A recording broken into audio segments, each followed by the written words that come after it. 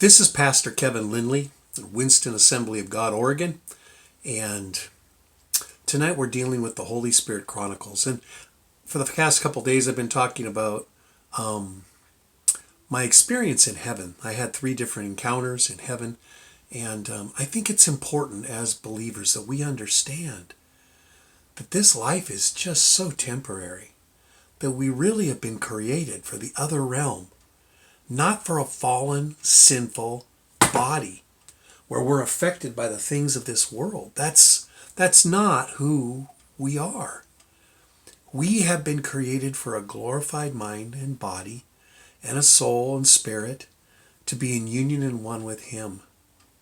And so when I tell this story, this is a story not of death and resurrection. It's more of a story about a relationship.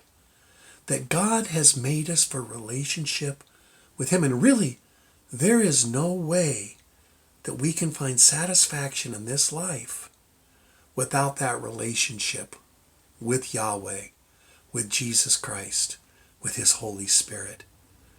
So the Holy Spirit Chronicles, Part 21. This is Thursday night. It is April 16th, and I'm Pastor Kevin Lindley.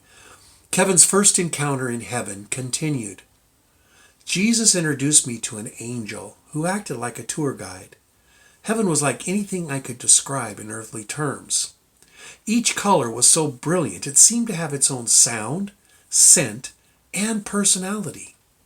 Before I could even ask the angel why my senses were heightened so much, the angel responded as if he already could read my mind, which as it turned out he could. He said, "You need all of these senses to experience God in His fullness." Colors. In heaven, colors are thousands of times more vibrant and intense than our earthly hues. God's Crayola coloring box is thousands of times bigger than anything we have experienced.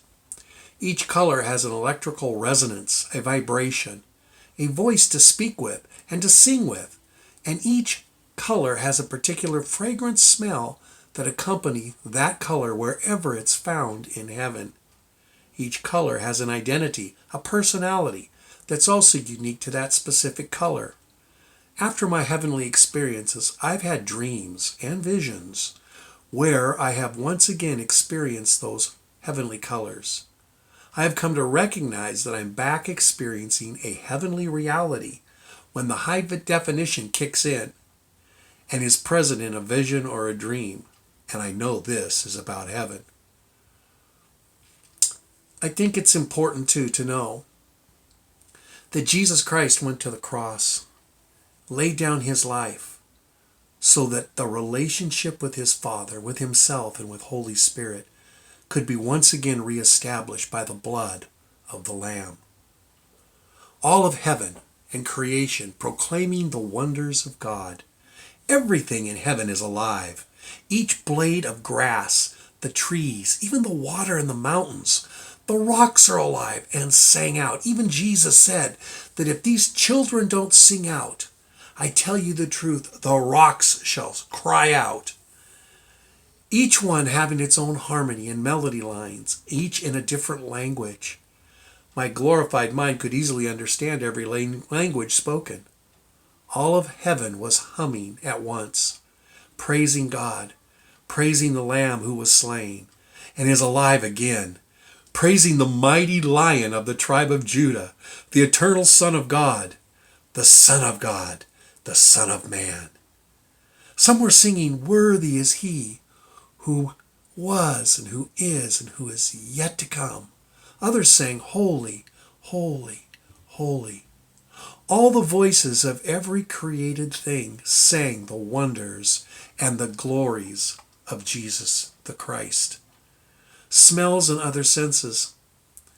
The smells and all the senses are in high definition in heaven. All the smells are in perfect unity with the thousands of colors of sight, hearing, and even touch.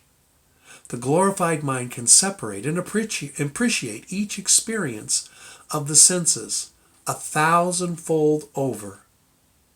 Also, the longer you're in heaven, these senses continue to grow, expanding into greater realities.